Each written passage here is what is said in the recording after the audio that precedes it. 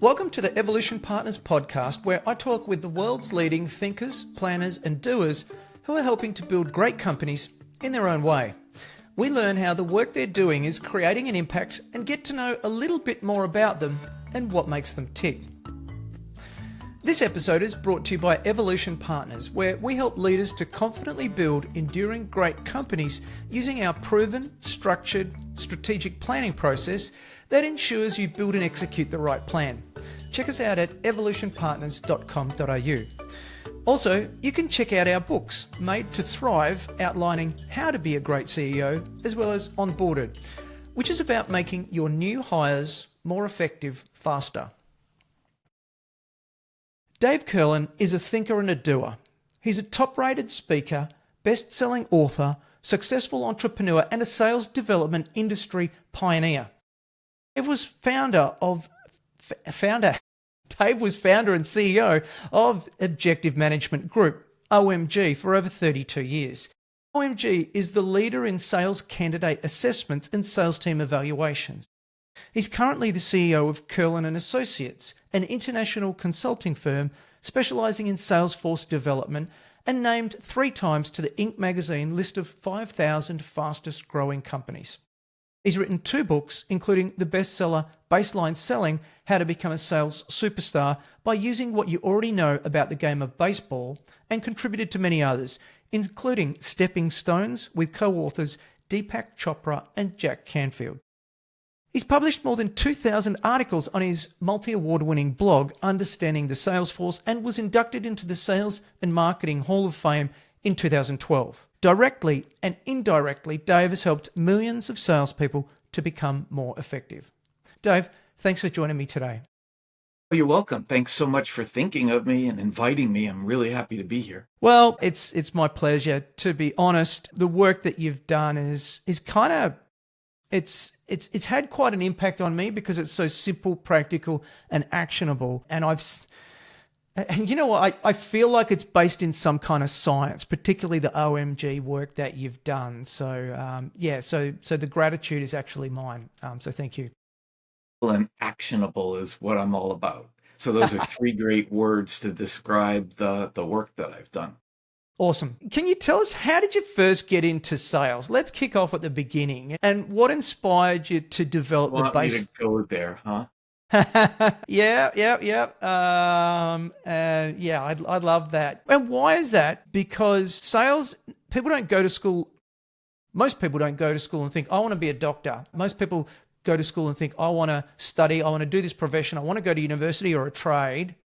Sales isn't the kind of thing that you necessarily start off with looking at becoming, if that's the case. So for someone with your accolades, it's fascinating to see, where did it all begin? Well, there's a backstory to the backstory. Awesome. So, couple things. I did want to go to school to become a doctor, an eye doctor. My dad was an eye doctor, and it was always and forever assumed that I would just follow in his footsteps.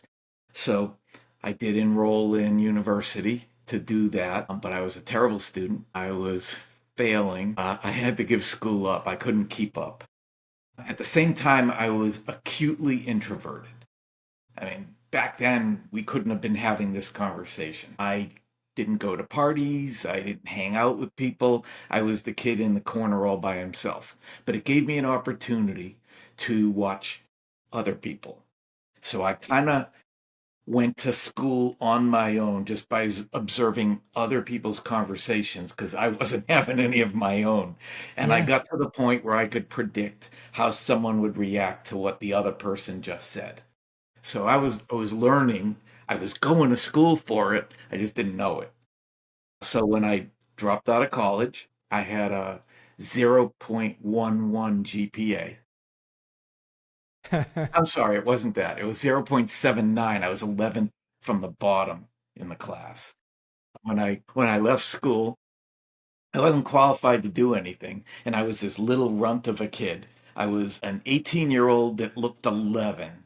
I was all of 5 feet tall, 115 pounds, and I had no skills, except I could look at people talking to each other and figure out what they might do. So the only thing I qualified for, as it turned out, was a job selling Cutco knives. And they They went around recruiting kids off college campuses. So I wrote on the back of my form, because the final interview question was, do you think you can do this job? I wrote, no, I'm an introvert. I hate people. I'm afraid of people. I don't want to But talk I'm to honest. people. See you later. And I walked out the door. Halfway down the hallway, God reached out and grabbed me by the neck, turned me around, and marched me back into the room and made me say, I'll do it. To this day, that was 52 years ago. To Awesome. this day, that's exactly how it happened. It's exactly how I remember it. I didn't want to say those words. I didn't want to go back, but I was forced to. So I took a job selling knives where the average college kid like me lasted a week. They sold their friends and their relatives and then went, what, cold calls? Yeah, right, bye. So I sold the friends and relatives of my parents. I didn't have friends and didn't want to give it up. I kind of liked it. It was bringing me out of my shell a little bit. It was forcing me to talk to people. I found out it wasn't so horrible. And I stayed for 3 years, which was longer than anybody else. So by the time I left, I was a sales manager, and I was totally unqualified to be a sales manager. Everybody I hired was older than me, but I saw the churn, and Yeah. practical, simple, actionable me said, it doesn't need to be that way. I'll just train these people a little better than I was trained. So my team stuck, and my team was in the top 10 in the United States. It didn't take long. I fixed the problem. Only the company didn't see it that way. They didn't care that my team was in the top 10. All they saw that was my recruiting numbers weren't good enough, Yeah. because they made a lot of money on each recruit that they churned through. Anyhow, that's how I started selling. Then I spent 10 years in the music industry selling. 1980, late 1985, I started Kurlan and been teaching salespeople how to do what I did and more ever since. One of the things that I realized when I was managing salespeople is that I had an uncanny ability to get people to listen, help, be coached, stick, improve, and be effective. I didn't know why. I didn't know what I was doing, but whatever it was worked better than anybody else in that company. And so I set a goal at 18 years old that I would be in a business that did that kind of thing.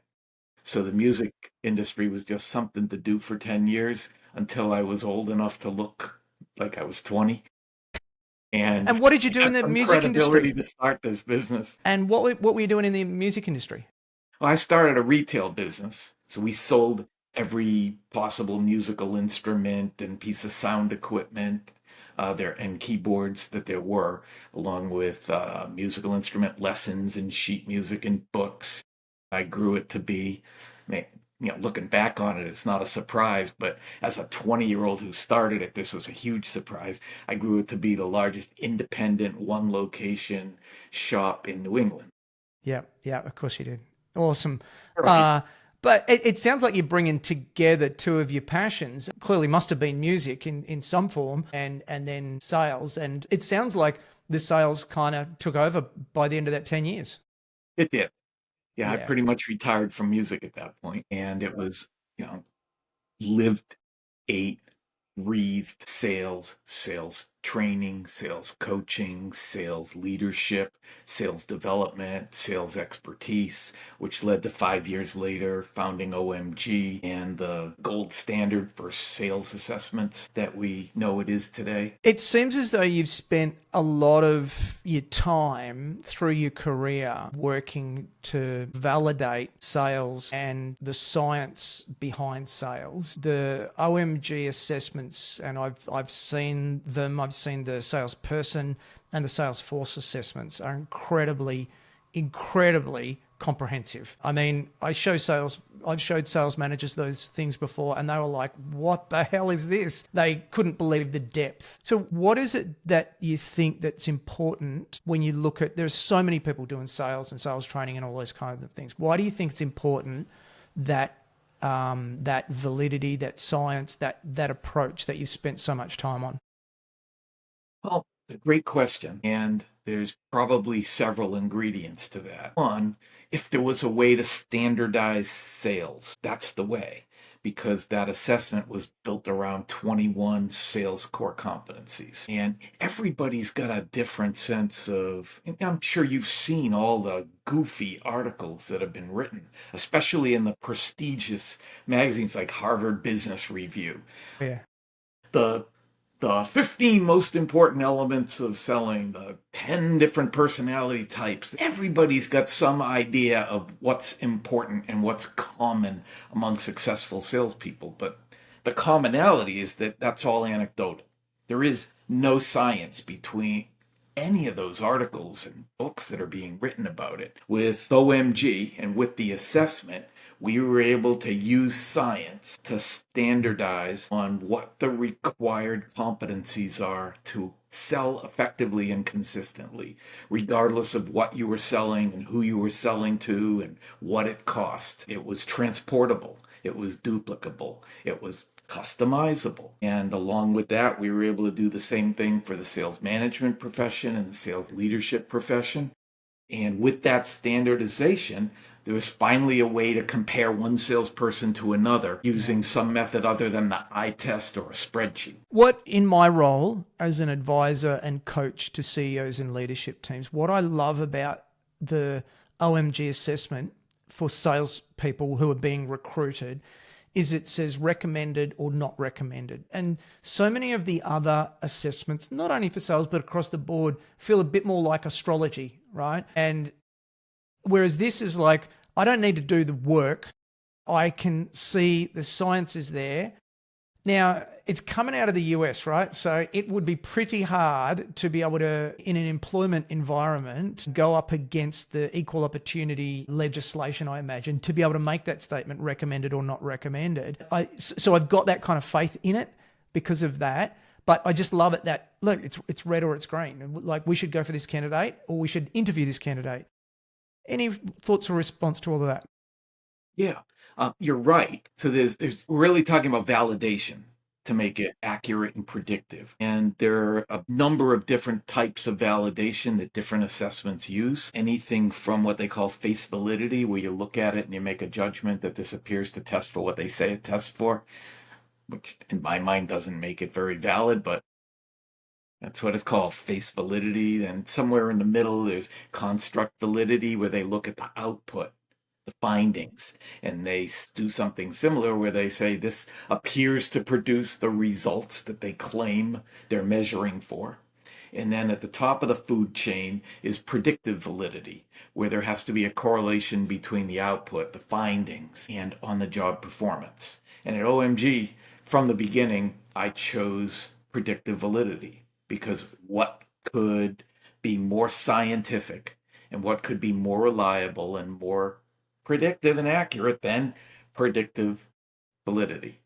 Yeah. So I Yeah. thought that was really important because the other assessments don't go there. And so taking that way that you think, I want to go back in time to you've exited the music shop, you've started Kurlan and Associates. And as I understand, you started with Sandler back then as a reseller or something like that. The 17th Sandler franchisee in Yeah. 1985. Yeah. Awesome.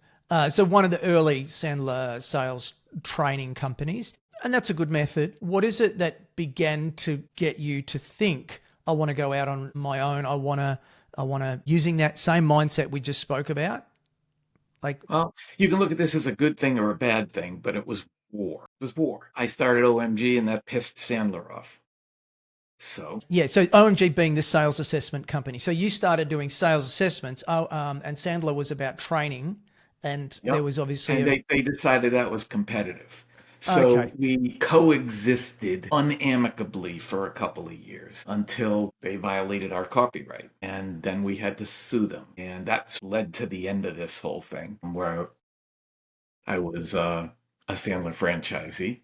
So without Sandler, it was time to create my own methodology, my own sales process. So I looked at what Sandler had, which was fine, but a lot of people thought it was kind of hokey and gimmicky, and it definitely had some holes. It had a lot of holes in it. And I created a process that was complete.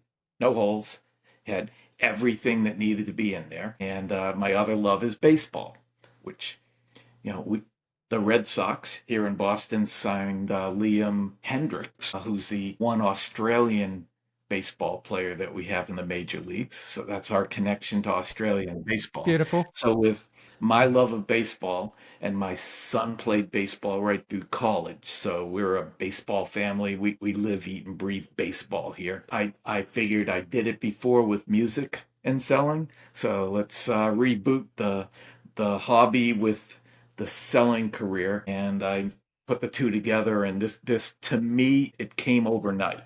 It was like, this is perfect.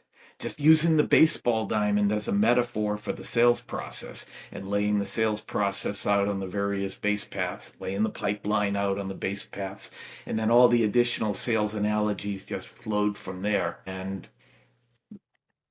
yeah, we had a complete selling process and methodology in one.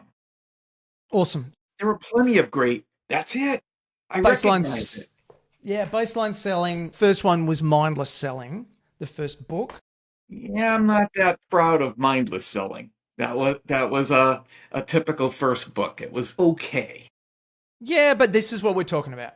Right. Baseline selling. So the context is that it's a 4-stage sales process, and the analogy is baseball. And like what I love about it is the way that you explain. Most salespeople go from batting in the batting and then running analogy, batting to get to first base, and they've got a suspect. Someone is a suspect that they could purchase, and then they go straight over to third base, and all the selling happens between first base and second base and second base and third base. So they're not actually selling. All they're trying to do is convert a suspect. Exactly. They get that first meeting, which puts them at first base, and then what they're best at, presenting, talking about the company, doing proposals, doing quotes, doing demos, and all of that stuff takes place between third base and home.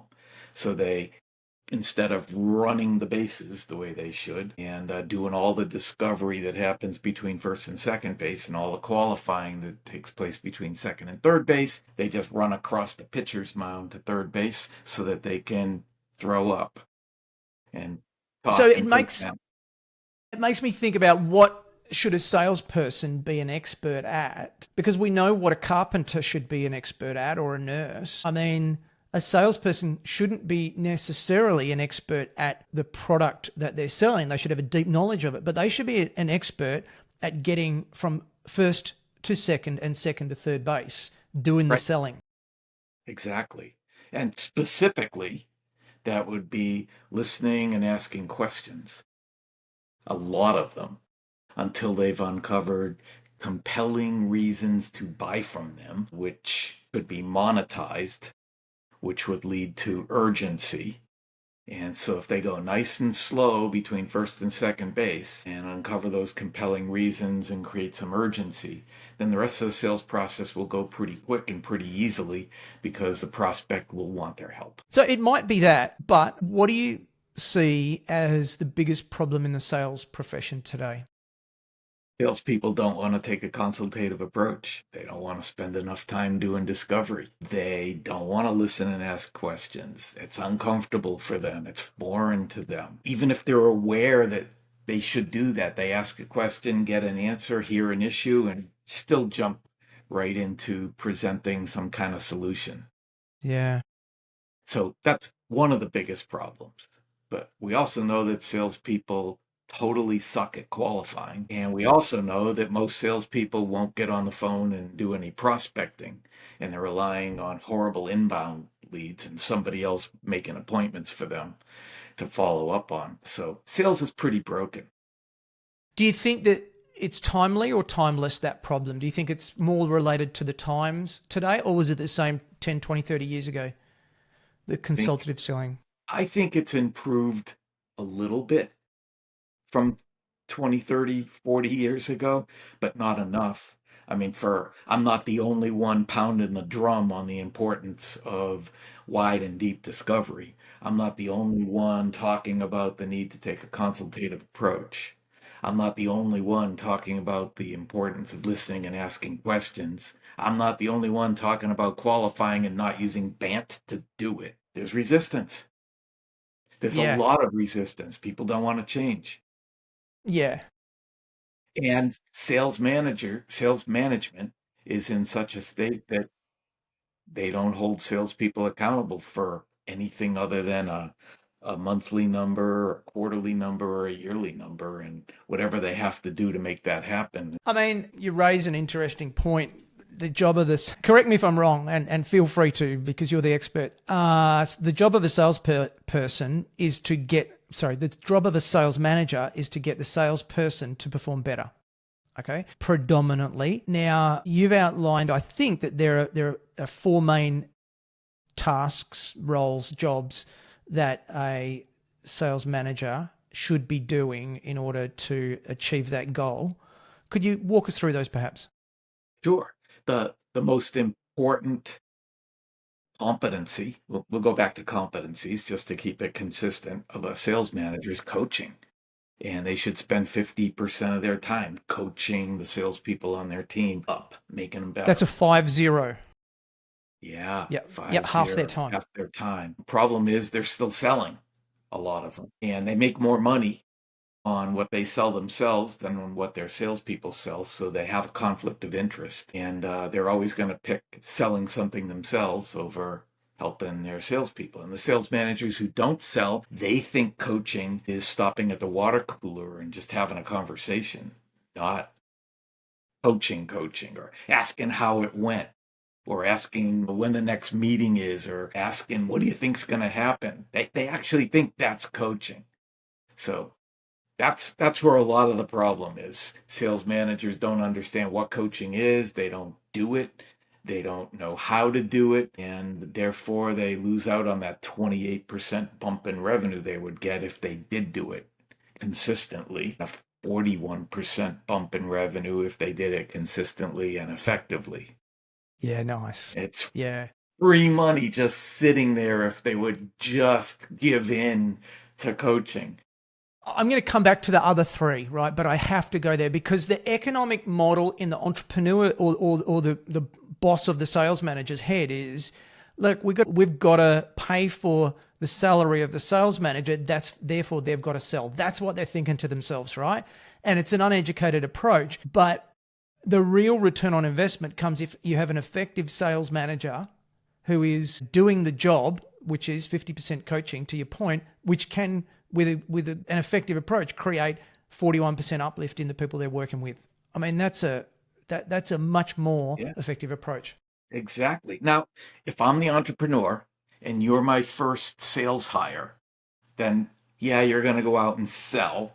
And then when there's some revenue coming in, I'll expect you to hire the first salesperson who's going to work for you. And gradually there's going to be a shift as you build your team. Yep. It's going to move away from you selling and it's going to go to them selling. But that only happens if you're coaching them up. And that's why most sales teams don't grow, is because sales managers never get away from the day one model with them selling. Yeah, yeah. Okay, so first role of a sales manager, coaching half your time. Keep going. How about motivating? Most sales managers do that wrong too, because they're into, you can do it. That's the famous Rob Schneider line from all of his movies, right? You can do it. That's what most sales managers think motivating is, but it's really understanding what internal motivation the salesperson has so that they can remind them why they're doing this stupid job. Why do you get up and go sell every day? What's driving you? And it's usually so that they can have a better life. It's usually to obtain some financial goals. It's usually to have more stuff, financial stability, send kids to college, golf trips and spas and all of that stuff, vacations around the world, summer homes, winter homes. Sure. Long term, it's about financial stability. Otherwise, why would anybody put themselves through what it takes to be a salesperson or a sales manager? So that means motivating, sorry, Dave, motivating the essence is you've got to understand and work with the person on their goals as a sales manager.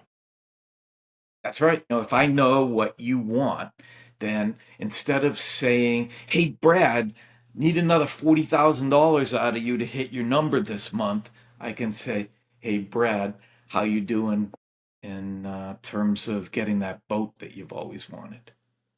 What's going to be more powerful?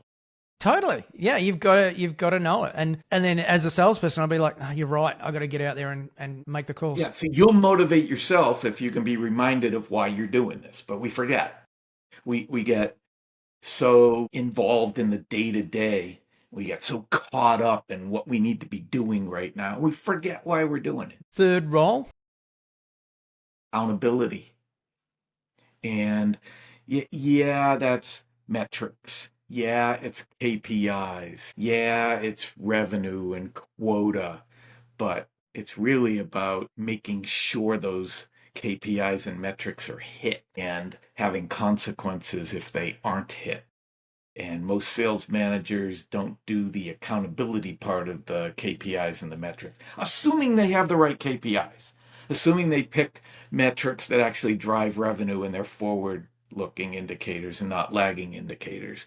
Most sales managers don't have a way or an understanding or a value of making sure their team hits those numbers. And if they don't have any consequences ready to go, haven't communicated any consequences, haven't set any expectations as to what could happen if they don't do their job. And as a result, they don't do their job, and that's why 57% of salespeople don't hit quota. Yeah, I mean, it's holding people accountable, giving people a deep understanding of the sandbox in which they can succeed and fail. I mean, it's irresponsible and it's totally unfair to not do that. It is. It's Okay, just, go on. it boggles my mind. I'm in my 40th year of this, and there is still so much ignorance about what sales managers need to do. It just, I mean, I've written 2,000 articles about this stuff, and Awesome. What's the fourth role of the sales manager? recruiting, Recruiting. recruiting, upgrading the sales team so that everybody you hire is better than the jamoke that you had before. But no, they just hire first available most of the time. First guy I like, first gal Yeah. I like. Yeah, she'll fit. And recruiting effectively is probably what I'm hearing is it's making sure that you constantly any churn through ineffectiveness or whatever reason, you're constantly bringing in good people, A players for want of a better term. So what do you think is the difference between the baseline selling methodology and other methodologies that are out there? Because there's been a few, and in my kind of study, most of them they started with, I think it was AIDA, Aida. yeah, in like the 1950s.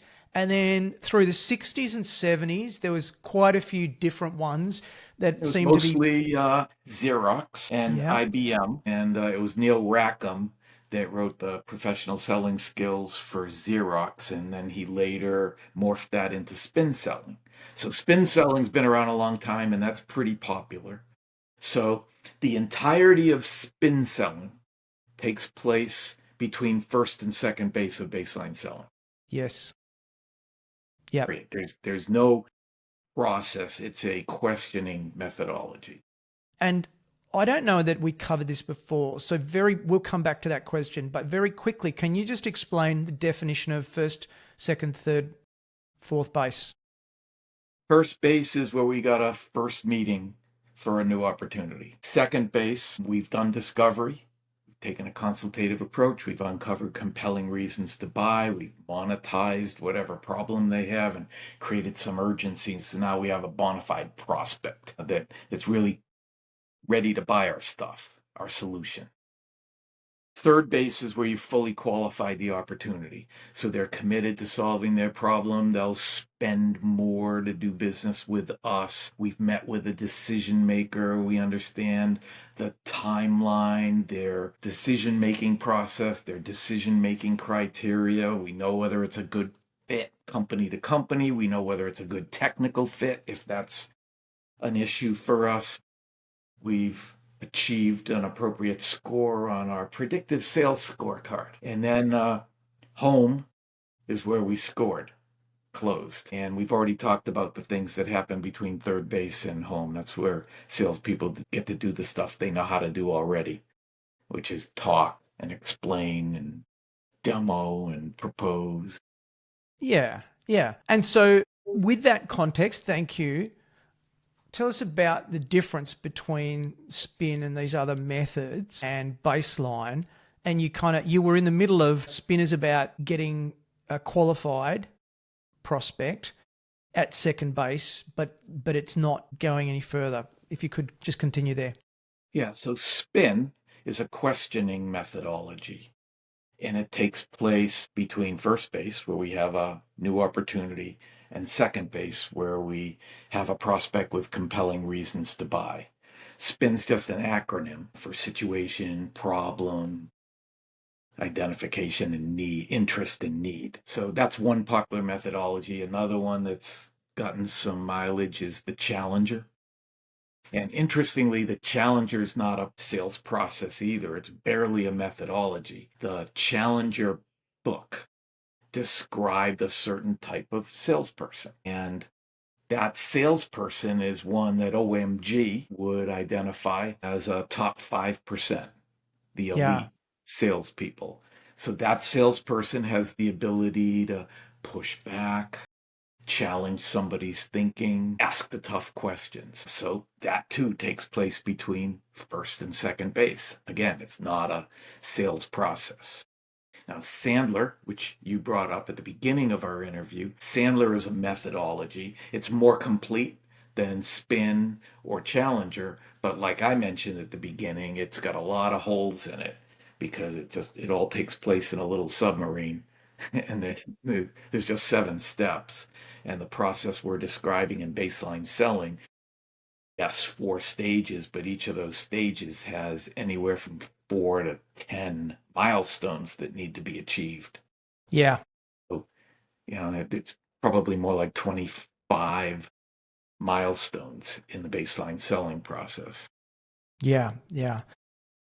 And what's interesting is I guess nowadays the interaction between the sales process and the sales assessment, because that's where you can kind of see. And I think from memory, I encourage you to correct me. It's something like 6% of salespeople, are elite, and they could sell to budget, rain, hail, or shine. They're outstanding performers. They're the Then best of the 20, best. the best of the best. Then there's 27% of people who can consistently achieve budget, something like that. And then the remainder, Probably 15%. So that okay, gets us to the top 20. And then there's another 30% that, can go through the motions and manage accounts. Okay. And then the bottom half just suck beyond belief.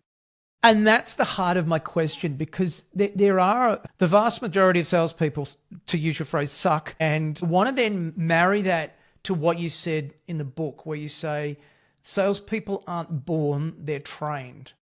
So we know that there is a percentage, whatever that is, where there's just no point. Like, you've just got to exit them. They are, just oxygen thieves in the sales context. Not well suited to be in sales. That's such a nicer way to put it, They suck. because they suck. So, but then there's the people in the middle, right? So with that context of salespeople aren't born, they're trained. How do I know if I'm an entrepreneur, manager, mid-market company? How do I know if my people have the capability, if I should invest training in them? Well, that's a layup for OMG. They should have their sales team evaluated using OMG, and that'll tell them. That'll tell them, who's got the potential to improve, how much better they can get, what it's going to take to get them there, how long it's going to take, what the increase in sales will be, and a very detailed analysis of where each salesperson is along those 21 sales core competencies that are so crucial to achieving sales success. What Because is the, you can't figure it out without that kind of help. yeah, yeah, because you're a I mean, you can specialist look in at your, somebody and say, He's so likable. Oh, this one's got such a great personality. That one's so good at telling jokes. This one's got such great product knowledge. This one's so miserable. This one's so unlikable. So what we can observe is basically knowledge and personality. But we cannot observe at face value somebody's selling capabilities. And that's where the OMG assessment fits. How many OMG assessments approximately have been done to date? Approximately 2.5 million. Okay, so it's not a small data set. Not at all. It's the largest data set of sales anything. Okay, so I want to just wheel back to that previous question and understand, what does your data say about the quantity of people who are not making budget but are capable of making budget after sales training?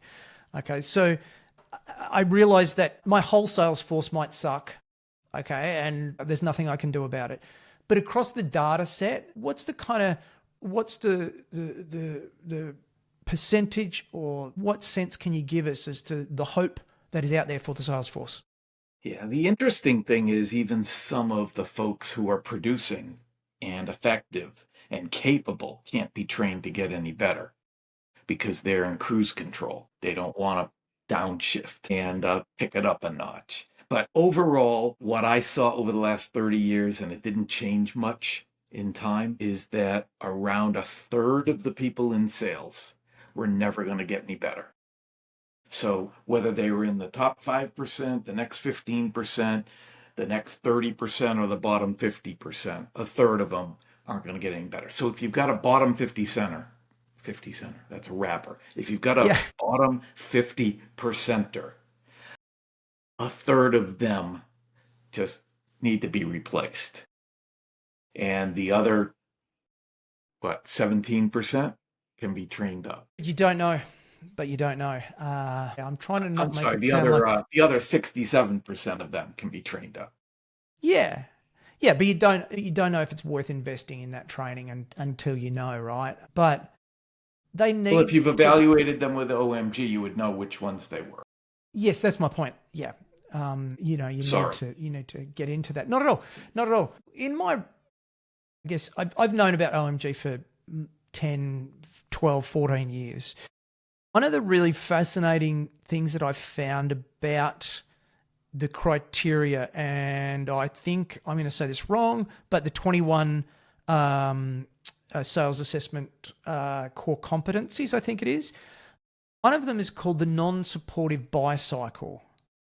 And at face value, I thought, well, that seems a bit strange, but over time I got to understand it. Can you tell us about non-supportive buy cycle and how that impacts a salesperson's performance when it's low? I'd be happy to. So everybody at some point buys stuff, and some of that stuff qualifies as a major purchase. So how we all go about the process of making a major purchase, I equate that to our buy cycle, kind of the opposite of a sales cycle that a salesperson would have.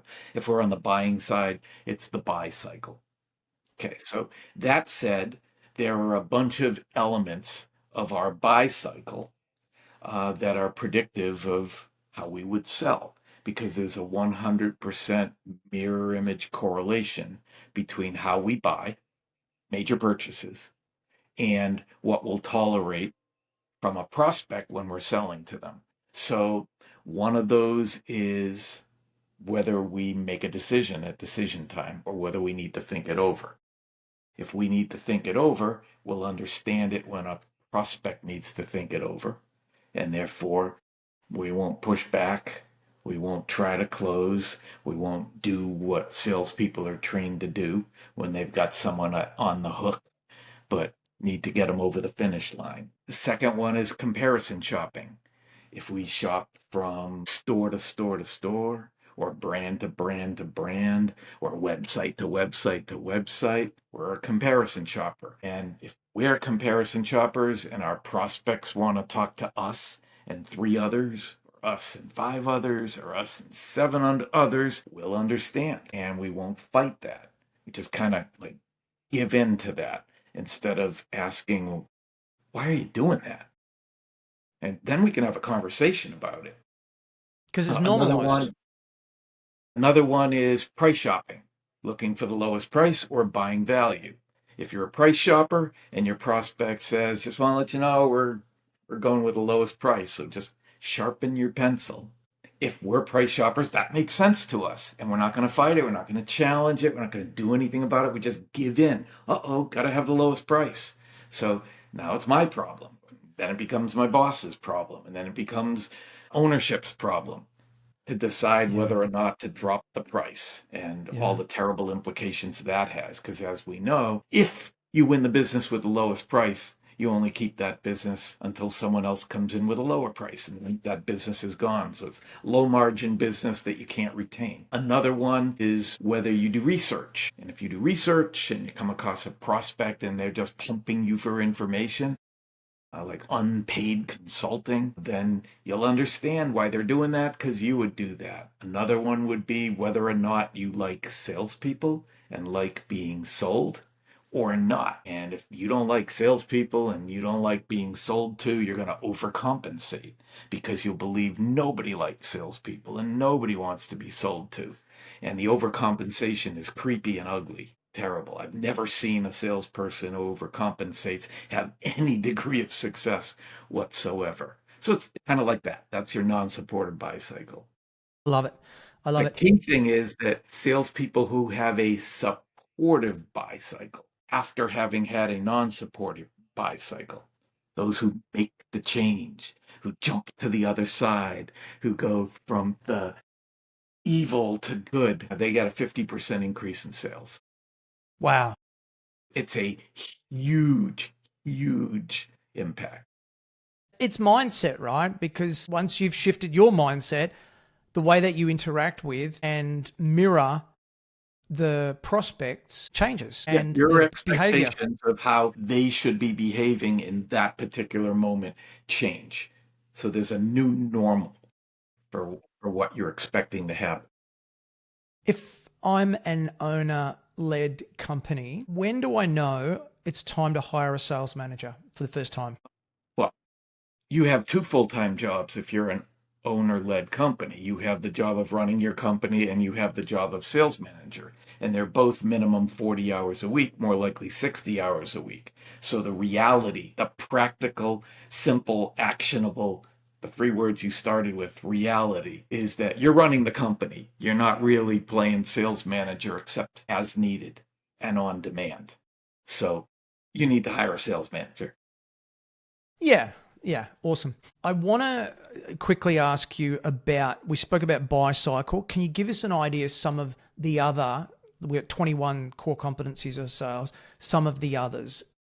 I can run through Maybe, all 21 in a minute. yeah, maybe just give us the Cliff's notes. Give us the top level kind of version, if you could, of the other core competencies. There's one bucket called will to sell, and it's how committed you are to doing whatever it takes and how badly you want to succeed. That's commitment and desire. How you feel about what you're doing, that's outlook. How motivated you are, motivation, and whether you take responsibility for your results. Responsibility. So that's the first five. And those five really determine more than anything what you're capable of in the way of change. Yeah. That's Yeah. how much better you have an incentive to become. The second bucket is sales DNA. We talked about one of them. That's buy cycle. The other one, how much you need to be liked, which determines whether you'll be able to ask a bunch of tough questions. One of them is whether you can stay in the moment, be here and now instead of in your head, which allows you to listen. One of them is how comfortable you are talking about money, which determines whether you can have a financial conversation with somebody. One of them is your collection of beliefs, whether they support the sales process or sabotage the sales process. And the last one is rejection, how quickly you can recover from rejection.